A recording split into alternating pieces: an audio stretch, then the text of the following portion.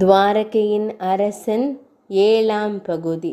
சத்ராஜித் முகத்தில் தெரிந்த கோபம் கண்ணனையே சற்று அதிரச் செய்தது. அதே சமயம் சத்ராஜித்திடம் இருந்து கண்ணனுக்கான மறுமொழி, கண்ணா, இப்போது நீ என்னிடம் கூறியது உண்மையில் உன் அண்ணன் பலராமனின் விருப்பமா? இல்லை, உன் விருப்பத்தை தான் அண்ணன் விருப்பமென்று என்னிடம் உளறிக் கொண்டிருக்கிறாயா? சத்ராஜித்தின் மறுமொழி கண்ணனை கூர்ந்து பார்க்கச் செய்தது. என்ன பார்க்கிறாய்? நீங்கள் மிக மாறிவிட்டதாக எல்லோரும் பேசிக்கொண்டனர். அதை இப்போது அனுபவபூர்வமாக பார்த்து உணர்கிறேன். நான் மாறிவிட்டது உண்மைதான். எப்போது ஆதித்யனின் இந்த மணி என் வசமானதோ அப்போதே நான் தேவேந்திரனுக்கு நிகராகிவிட்டேன்.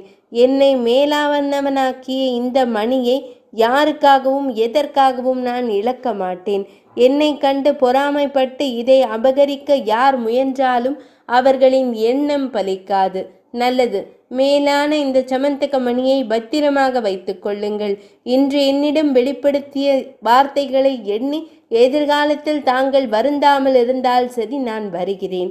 கண்ணன் சராசரி மனிதனைப் போல வார்த்தைகளை அளந்து பேசுங்கள் என்று கோபப்படாமல் பூடகமாக பேசிவிட்டு புன்னகை மாறாமல் புறப்பட்டு சென்றதை கண்ட சத்யபாமா அதிசயித்தாள். சத்யபாமா சத்ராஜித்தை தந்தையே என அழைத்தாள். அவனும் என்ன குழந்தாய் என்றான். நான் குழந்தை இல்லை, குமரி. எனக்கு நீ எப்போதும் குழந்தைதானம்மா. இந்த பாசமும் அன்பும் ஏன் அவரோடு பேசும்போது இல்லாமல் போனது? கண்ணனை கூறுகிறாயா? ஆம், ஆனால் அவர் ஒரு ராஜயோகி போலதான் உங்களிடம் நடந்து கொண்டார். அவன் ஒரு மாயாவி அம்மா. அவனை பற்றி உனக்கு தெரியாது. என்ன தெரியாது? அவர் உங்கள் நல்லதற்கு தானே கூறினார். அவர் கூறியதில் என்ன தவறு? இந்த மணி அரசரிடம் இருந்தால் கஜானா நிறையும், வரி விதிப்பிற்கே தேவை இருக்காது, மக்கள் மகிழ்ச்சியோடு வாழ்வார்கள். பாமா, புரியாமல் பேசாதே.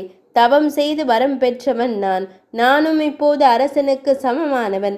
சத்ராஜித் மகள் என்றும் பாராமல் கர்ஜித்தான். அப்போது சத்ராஜித்தின் சகோதரன் பிரசேனஜித் அங்கு வந்தான். திவ்ய வந்தனங்கள் அண்ணா, மங்கள ஆசிர்வாதங்கள் தம்பி. நான் உங்களை பார்க்கும்போது இந்திரன் போலவே தெரிந்தீர்கள். இப்படி நான் உங்களை பார்த்ததே இல்லை என்று பூரித்தான். சரியாக கூறினாய். நான் இப்போது இந்திரன் தான், பூலோக இந்திரன். இப்போது வந்து சென்ற கண்ணனிடமும் இதைத்தான் கூறினேன்.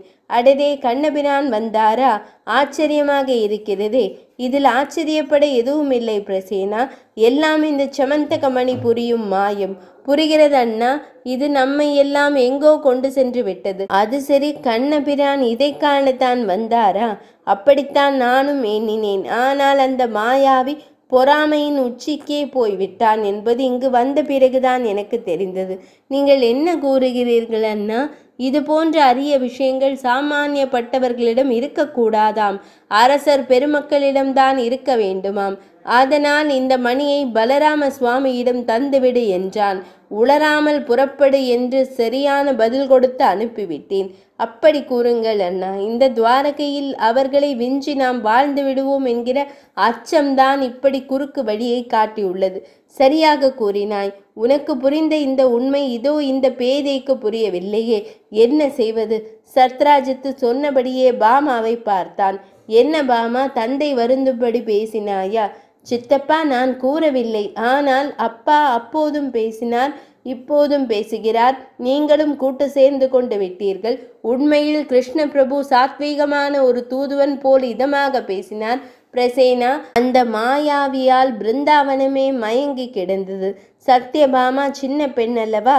இவளும் மயங்கி விட்டாள் என்றுதான் கூற வேண்டும். நீ இவள் பேச்சை பெரிதாக எடுத்துக்கொள்ளாதே. உத்தரவு அண்ணா. அதே சமயம் ஒரு விஞ்ஞாபனம். என்ன? இந்த மணியை நானும் அணிந்து கொண்டு ஜொலிக்க விரும்புகிறேன். ஆஹா, நீ என் சகோதரன், உனக்கில்லாத உரிமையா? அருகில் வா. சத்ராஜித்து பிரசேனஜித்தை அருகில் அழைத்து சமந்தக மணியை அணிவித்து அப்படியே தழுவி கொண்டான். அண்ணா, இது நம் வசம் இருக்கையில் தோல்வியே ஏற்படாதுதானே? அதில் என்ன சந்தேகம்? என்றால் நம் அருகாமை வனத்தில் ஒரு சிங்கம் வனம் புகுவோரை எல்லாம் கொன்று வருவதாக அறிந்தேன். அதை வீழ்த்தினால் என்ன? இந்த ஊரே மாவீரன் என்று போற்றும். நீ என்ன கூற வருகிறாய் என்பது புரிகிறது பிரசேனா. தாராளமாக நீ இதை அணிந்து வேட்டைக்கு செல்லலாம். ஆனால் இதன் மேல் கவனம் எப்போதும் இருக்கட்டும். உத்தரவு அண்ணா. அடுத்து அந்தி சாய்வதற்குள் நீ வந்து விட வேண்டும். இரவில் தான் இந்த மணி பொன்னை உதிர்க்கும். அப்படியே ஆகட்டும் அண்ணா. பிரசேனஜித்து உற்சாகமாய் வேட்டைக்கு புறப்பட்டான். சத்யபாமா முகத்திலோ சலனம். அப்பா, என்ன? சித்தப்பாவை இப்படி அனுப்புவது தவறு. பயப்படாதே. அவன் மாவீரன் என்று பெயர் பெற்றால் நமக்கும் பெருமை. வழியில் மாலையை யாராவது களவாட முனைந்தால்?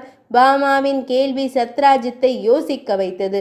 உடனே தம்பியுடன் 100 வீரர்கள் பாதுகாப்பாக உடன் சென்று வர கட்டளையிட்டான். 100 வீரர்கள் புடை சூழ ஒரு ரதத்தில் சமந்தக மணி மார்பில் ஜொலிக்க வனம் நோக்கி புறப்பட்டான் பிரசேனஜித். அப்போது சத்ராஜித்தின் மாளிகை மேல் ஆந்தை ஒன்று வந்து அமர்ந்தது. 7ஆம் பகுதி நிறைவடைந்தது.